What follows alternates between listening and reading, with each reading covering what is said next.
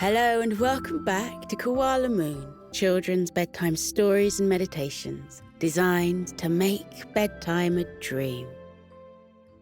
Koko and the Very Sleepy Caterpillar by Jane Thomas.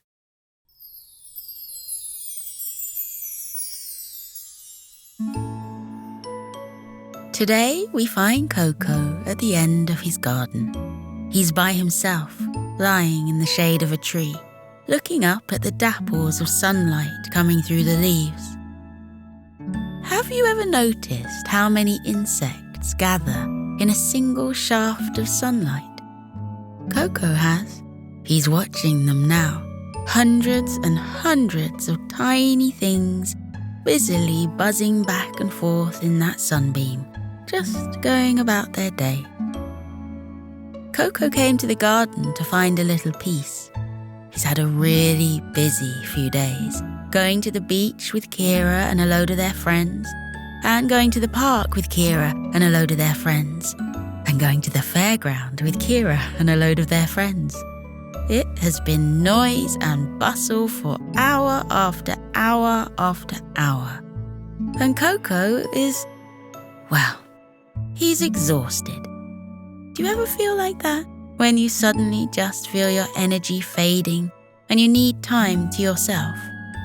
Whenever Koko gets that feeling, he takes himself off somewhere he knows he'll be left alone for a while. And today, he's chosen the garden. He rolled up a picnic rug and tucked it under one arm and packed up a lunchbox with sandwiches and cake. One should always take cake wherever one goes. It's one of Koko's rules in life. He picked up a huge bottle filled with water and trundled down to the edge of the garden to create his nest for the day. He had to go back to the house briefly because he realised it was far more comfortable with a cushion beneath his head. And this is where we find him now, lying on his back on a tartan picnic rug with his head resting on a plump red cushion, breathing slowly in and out as he listens to the trees rustle and the birds chattering. Have you noticed how shadows move throughout the day? As the sun rises in the sky, the shadows shift, shrinking and stretching as the sun goes up and then slowly sinks down. Koko knows the perfect place to lay his tartan rug, where he can lie in the shade all day long. He doesn't need to move at all. It's the perfect place to recharge his batteries and get ready to go out into the world again. A dragonfly lands on the end of Koko's nose, and he almost has to cross his eyes trying to look at it. The dragonfly looks back at him with huge round eyes, delicate silver wings sparkling in the dapples of sunlight. The dragonfly's body is a gorgeous, delicate length of turquoise, as if he's been dipped in a perfect rock pool and somehow kept the colour. Koko breathes as slowly and gently as he can, not wanting to disturb the dragonfly. With a long breath in that he holds for 4, 3, 2, 1, and that he slowly lets out for 4, 3, 2, 1. They stayed together for a while, a silent exchange between dragonfly and koala. And then the dragonfly bows his head as if saying goodbye, and his silver wings become a blur as he gently rises away from Koko's nose and heads off into the world once more. Koko turns on his side and faces the flower bed. There are huge, drooping yellow flowers. He has no idea what they're called, but they look like bells. And as he watches, he notices a faint buzzing sound coming from inside one of the bells. He shifts himself across his tartan rug closer to the sound and peers inside, seeing a big, round, black and yellow bumblebee, busy gathering up the pollen. The bumblebee's body and legs are covered in big fat puffs of yellow where he's picked up the pollen, and the bee turns to look at Koko, resting a while on the edge of the golden bell before, just as the dragonfly did, dipping his head as if saying goodbye, and then taking off to head back to his hive. Koko lies on his side and watches the flowers for a while, counting the bees as they fly in and out of the drooping golden bells. Then something catches his eye, walking through the grass, and he turns on his front and props his head up with his paws so he can lie and watch a shimmering beetle making its way slowly across the lawn. At first glance, the beetle looks as though it is black, but as Koko watches, the beetle crawls through the patches of dappled sunlight, and he sees that actually it is green and purple and gold and silver all swirled together. The beetle navigates the blades of grass, climbing up some and walking around others, 6 legs, slowly and steadily, guiding him towards the flower bed. For a moment, the beetle stops his journey and looks across at Koko, and the two watch each other in silence. Koko once more, breathing as gently as he can to not disturb the little creature. And then the beetle bows his head as if saying goodbye and disappears into the leaves of the flower with the golden bells. Koko's about to turn onto his back once more when something else catches his eye in the grass, and he realizes he has spied a ladybug. Her bright red body is moving fast, dashing from one green blade of grass to the next. But right in front of Koko, she stops and turns to look at him. Koko carefully counts the black spots on her back. 1, 2, 3, 4, 5, 6, and then a 7th, right at the top, just by her little black head. And somehow, that spot isn't quite round, but is in the shape of a perfect heart. Then the ladybird opens out her wings, lifting them slowly up and down, watching Koko before she flies up and hovers right in front of his face. And can you guess what she did just before she flew away? If you said she bowed her head as if saying goodbye, you'd be absolutely right. Koko rolls onto his back once more and closes his eyes, smiling to himself.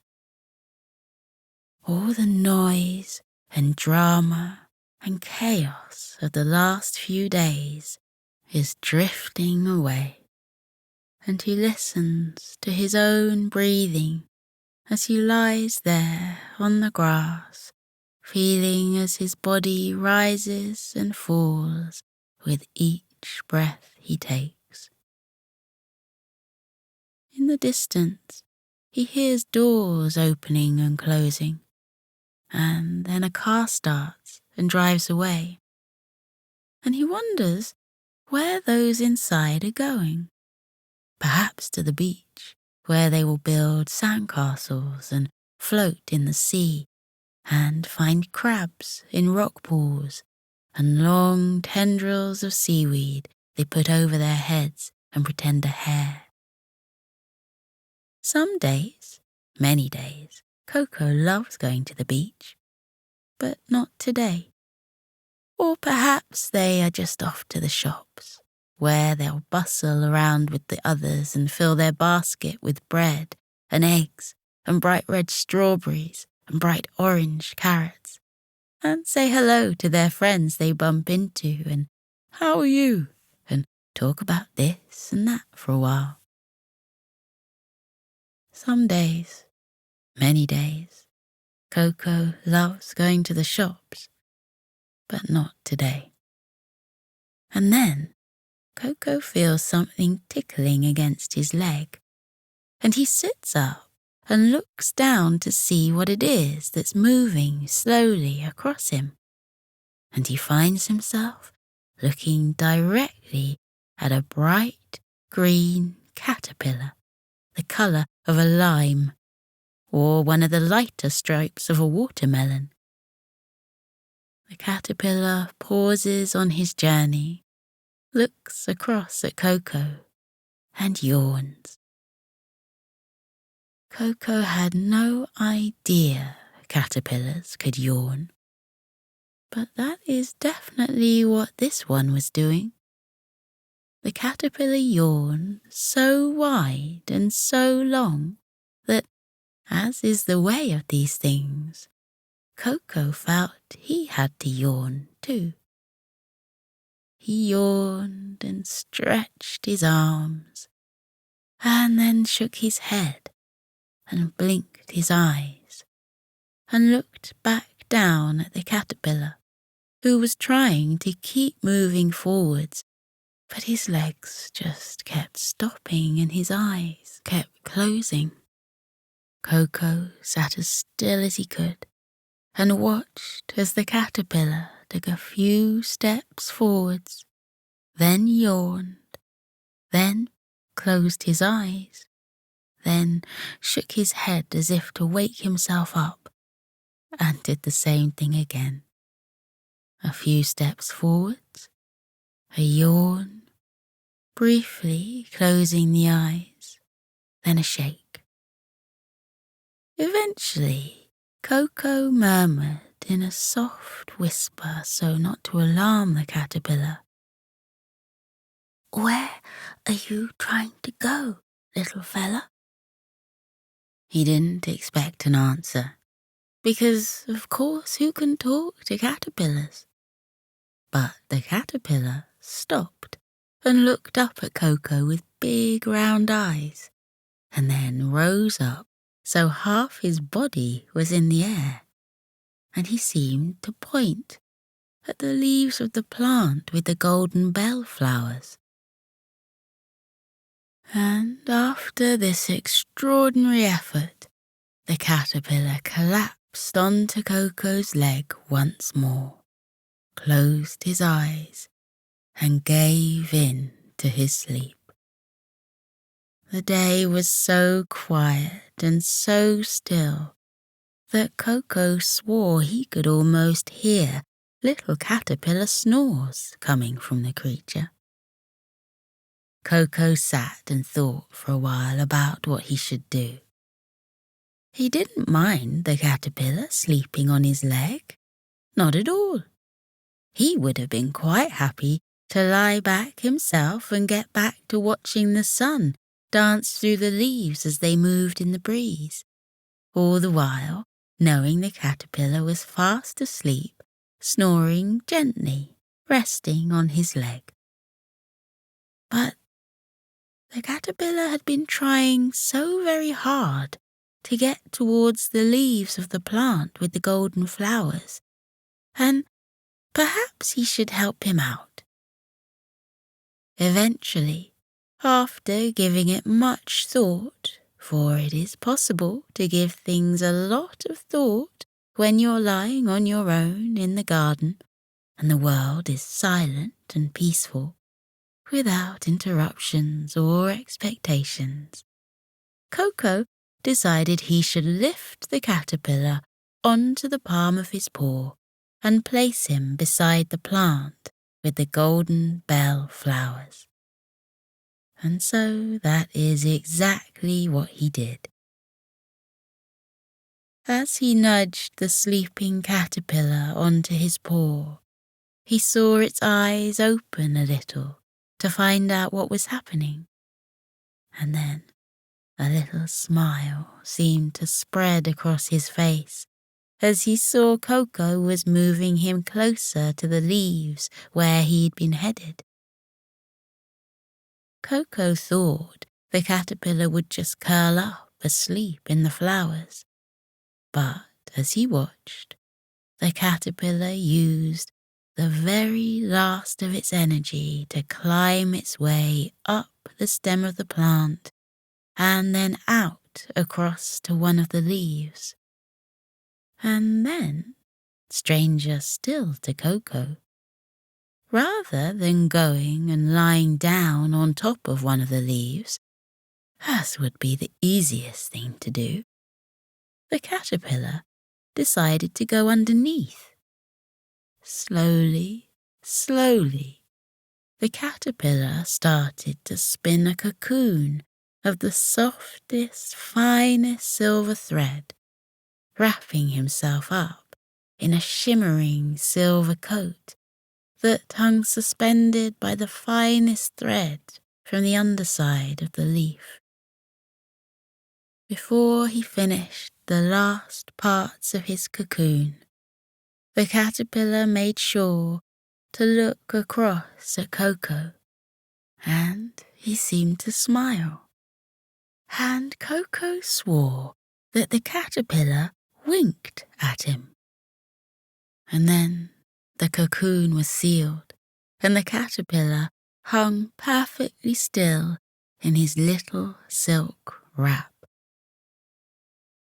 The whole thing made Koko feel even more sleepy, and as he lay back on his rug, he picked up the corners and folded them over himself, so he too was wrapped up just like the caterpillar had been.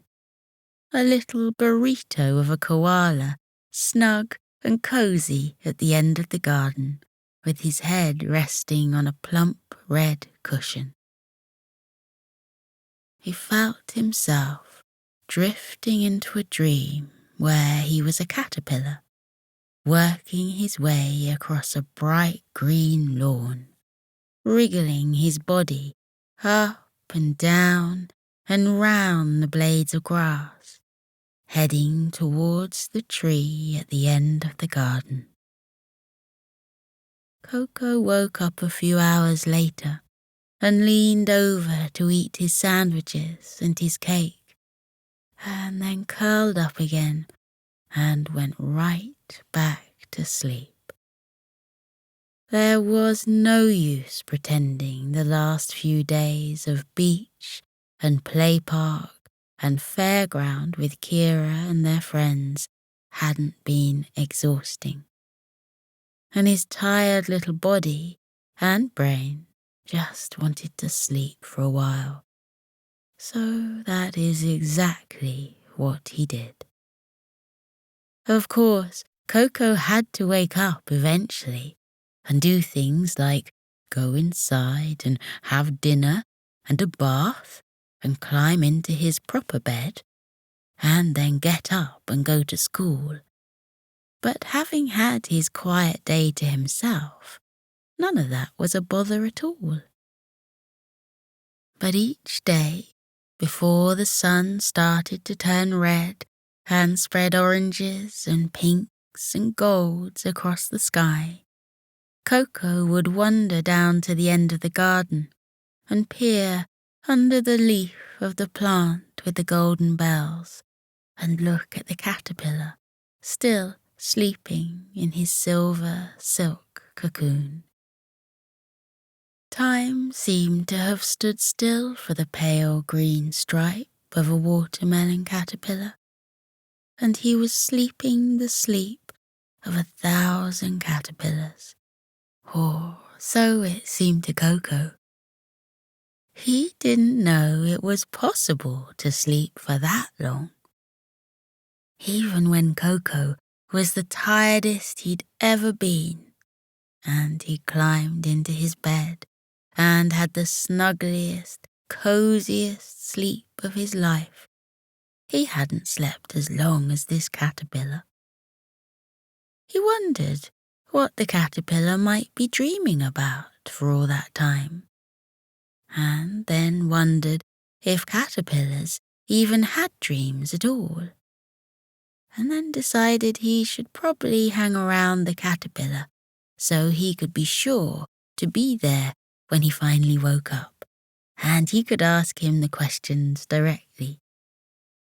"Caterpillar," he would say, in a gentle voice so as not to scare him, "tell me, caterpillar, what did you dream about for all that time you were asleep?" And so, on the 7th day, Koko once more took his tartan rug and his plump cushion and his sandwiches, and of course his cake, and his large bottle of water to the end of the garden, and set up camp beneath the shade of the dappling tree.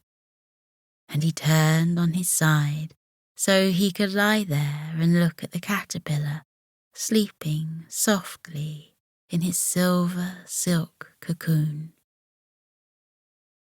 Of course, he saw ladybugs again, and the black beetles that weren't black at all, and dragonflies with bodies the colour of a rock ball, and fat yellow and black bumblebees with big puffs of yellow pollen on their legs.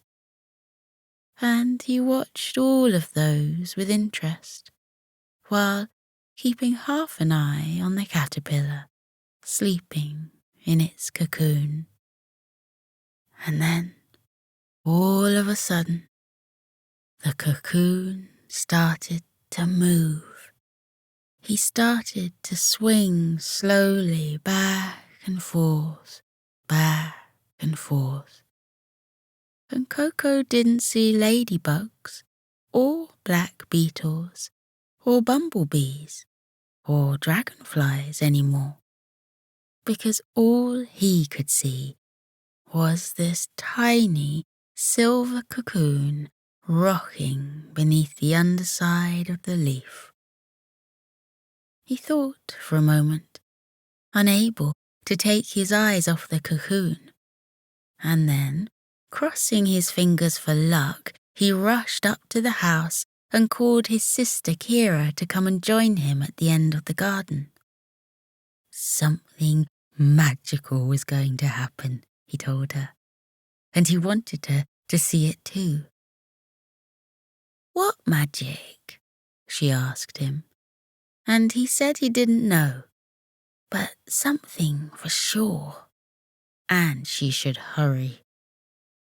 On the way out, Koko grabbed a plump purple cushion for Kira, and they ran down the garden and threw themselves onto the rug.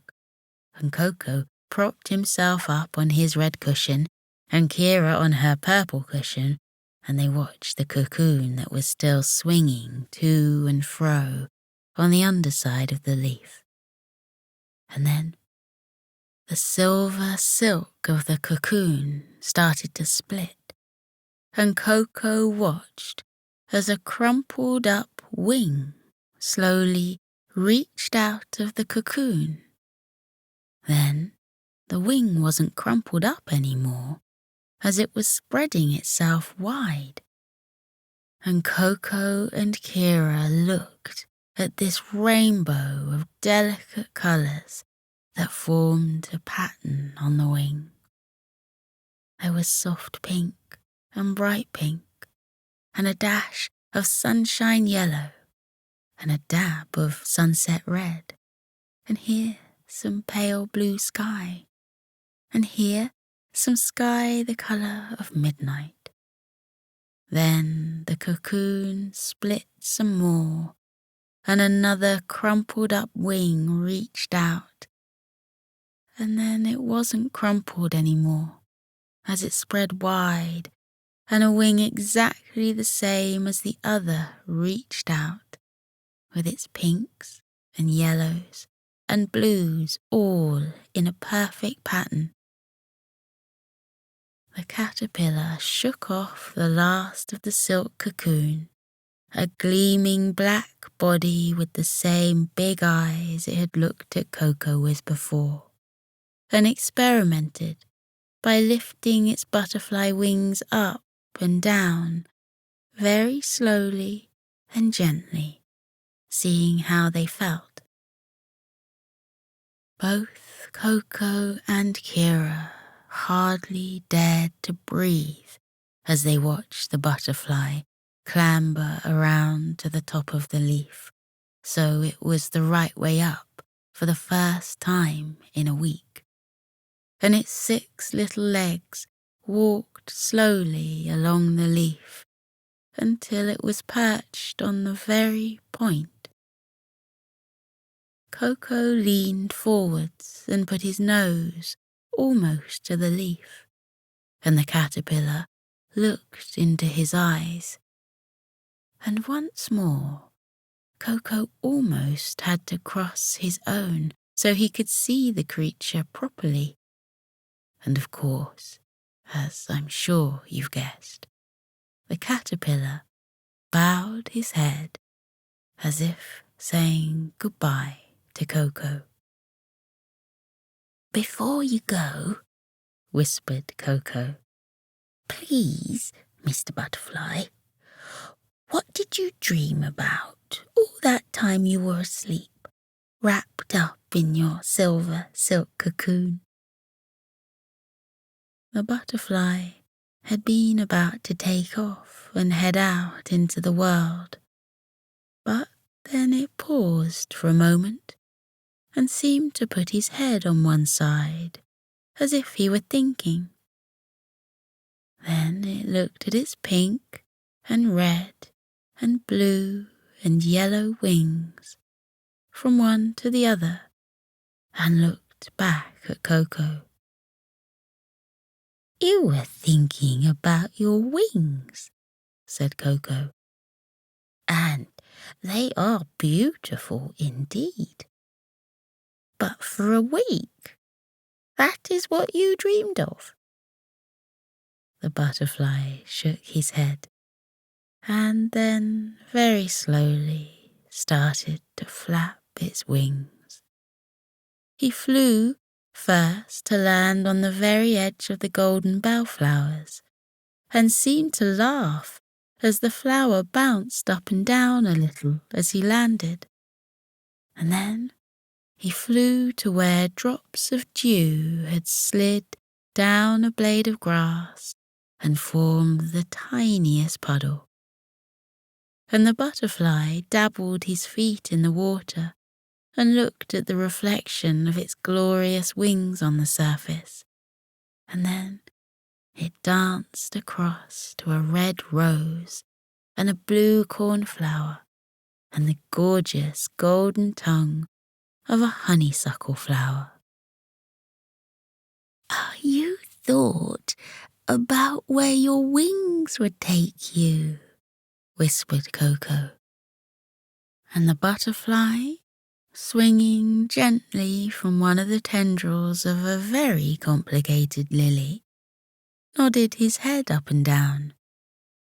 And then he flapped his wings once more, those wings with the soft pink and bright pink, and a dash of sunshine yellow and a dab of sunset red, and some pale blue sky, and sky the colour of midnight, and fluttered up into the air, dancing in all directions as he went, finally free of his silver silk cocoon. "I don't suppose," said Koko thoughtfully, as he and Kira gathered up the tartan rug and the cushions, "there is anything better to dream about, is there?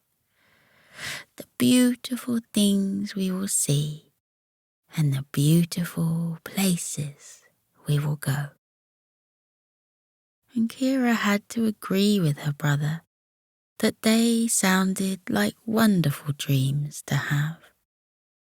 So, that night, each of them wrapped themselves up in their blankets as if they too were sleeping inside the silver cocoon of a caterpillar, and wished that they too could dream of beautiful things and beautiful places. To each of them, that meant something slightly different, because everyone sees the world a little differently. But it meant something wonderful. So here's to dreams of our favourite things and favourite people and favourite places, when we can dance from one to the other as if they are everything the world is made of, and we can float through the world as if on wings of midnight blue.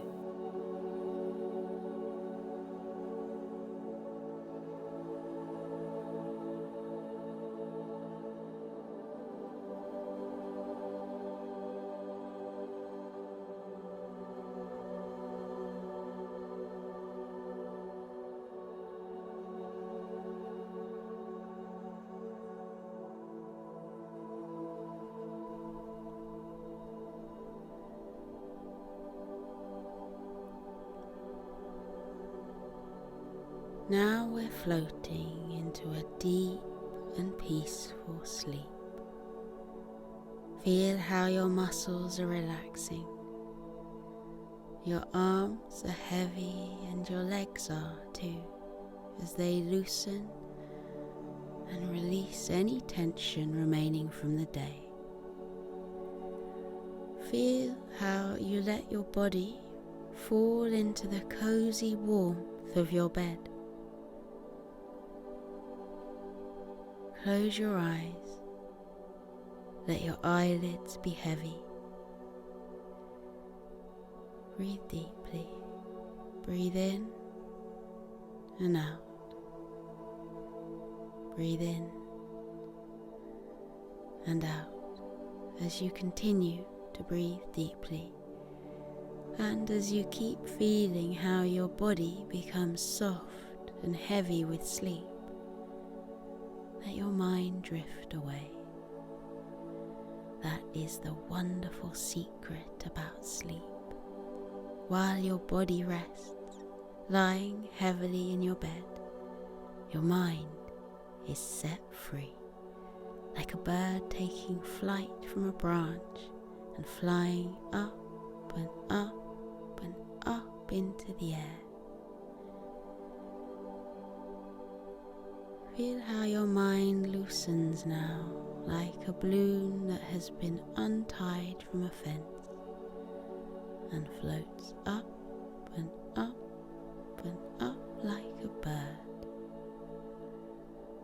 Up and up and up it floats towards the sky, until it reaches up into the clouds. Imagine that you have risen up high above the world and your head has poked up through the clouds. Then spread out all around you in the silvery moonlight, white fluffy clouds that look like cotton wool or marshmallows. They look so soft and squishy. You can lie back on them and roll around in them. Try it now. Lie back in the soft cradle of the clouds. Feel how they swirl and wrap around your body, holding you gently in the world of sleep. Clouds come in all shapes and sizes. Some are big and fluffy, some are slender wisps, Some look like puffy mushrooms, and others look like paintbrush strokes that have been left on the dark sky. Let your body relax. Let your mind relax too. Let your mind float off into sleep. You are peaceful. You are safe. You are being held in the cozy warmth of sleep. With your eyes closed, let your mind drift up, up, up and away. In the world of dreams, you can go anywhere you like. You can float on blue oceans with ripples and tufts of waves. Or you can visit castles built in the sky with spiraling turrets and drawbridges over sparkling moats. Or you can wander into the peaceful woods where the birds are twittering and the trees are dense with dark green leaves. Breathe in and out. Breathe in and out again as you fall more deeply into your cozy sleep. And with your eyes still closed, take a look around with your mind at where your dreams have taken you. When I fall asleep, I dream that I've gone to a world high up in the clouds. Sometimes the clouds are dappled silver from the moonlight. Sometimes they're soft pink and gold, reflecting the light of the twinkling stars. What form do your dreams take? Where does your mind go when you fall asleep? Maybe in your dreams there are flocks of white fluffy sheep huddling together on the green fields. Look at the mother ewe yawn widely before she tucks her little lambs beneath her woolly fleece. Or maybe you dream of a friendly dragon, curled up with his tail wrapped around him, a little trail of clouds puffing out of his nostrils. Look, the cloud dragon is smiling at us and waving. What a friendly dragon he is. Or maybe you dream of cute puppies lying on their backs, their tongues lolling out of their mouths, their eyes closing because they've had such a long day. They look tired, and there's their papa dog, fluffy and white, padding softly over to wish the puppies good night. Up here on the sea of clouds, you can be free. Feel how light you are, weightless, floating, drifting through sleep. Feel everything heavy from the day lift off you and drift away, taken away by currents until they disappear over the bank of clouds. Any worries you have been having, watch them float away. Anything that has been weighing on your mind during the daytime, now you can let them go and watch them drift away. Your worries are not you. You are not your worries. you can let them go. Watch them float away. Now you are light as air. You are as gentle as starlight. You are as soft as the clouds. Up in the sleepy sky, everything is weightless and peaceful. The clouds stretch out like a sea of tranquility. Close your eyes and feel the clouds wrap around you. Feel them bearing your body gently into the land of sleep. Feel your eyes close. Feel them rest heavily as your body relaxes into sleep. Feel your mind lighten. Feel it loosen and drift away, light as a feather, soft as the clouds. Breathe in and out. Breathe in and out. The world of clouds is waiting for you. Let yourself fall into the clouds' soft, warm hug. They are here to protect you. They are here to cushion you. They are here to hold you as you enjoy your deep and peaceful sleep. Sleep well, little one. Sleep well in the land of clouds. Feel how light you are. Feel how weightless, floating, drifting through sleep, light as air, gentle as starlight, soft as clouds. Good night, little one.